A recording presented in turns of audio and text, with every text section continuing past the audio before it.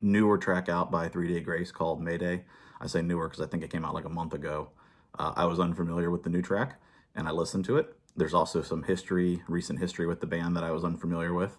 I know now, but just taking a listen to the song on its own, uh, without any of the said history, I hear it and the bass comes in immediately. I'm like, oh, this sounds like Animal I Have Become. I like this. This is the 3 Days Grace I know. But then there's a scream, and he screams something with the word Mayday in it, which is the name of the song. And I'm like, this sounds different. The scream itself sounds like a early Linkin Park kind of sounding scream, is how I describe it.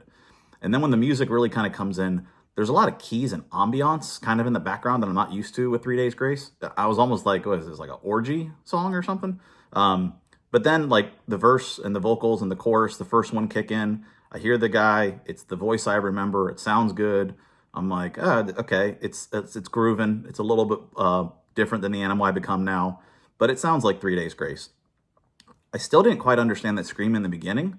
If you're gonna scream at the beginning of a song, come at me like that, you better sound like the dude from Under Oath, because this didn't quite, and I wasn't quite ready for it. Maybe even a early used Bert. Bert doesn't scream anymore, unfortunately. But you scream like that, you can scream right away. Um, then once there's the first verse and the first chorus, I'm like, wait a minute, there's another guy singing. Like, what is this, like Taking Back Sunday or something? I wasn't expecting two singers.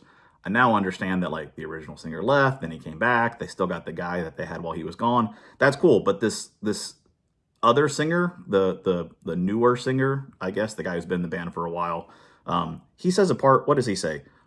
Barely surviving. And I'm not trying to be rude, but like, sound like he said barely surviving. It sounded like it was like some pirate metal. The way he did it, I couldn't not hear it, and it was okay. After that barely surviving part, pirate part, there was like a bridge, and you could hear like this dong dong, like when you had like a 8, 9, 10 string guitar, not a bass, like an actual guitar, but it's tuned with those strings like a bass, like those kids do now. That has like that dong. I don't know how to describe it. That like low, super low, tuned sound. I mean, it's a cool sound. I don't dislike it. Kind of almost the genty sound, but it has that for a minute. And I'm like, all right, I didn't really like the keys. I didn't really like that. I guess it's more modern, but I'm used to the 3 Days Grace I know. But then they did do like this halftime feel towards the end for a minute, and that sounded really cool and awesome. And that honestly, that halftime feel, adding that made up for everything else. The things I didn't like about it, the halftime feel made up for it.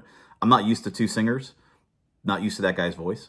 Um, but yeah, I mean, it sounds like a typical 3 Days Grace song mixed with probably whatever they've been doing with the newer guy in a more modern version.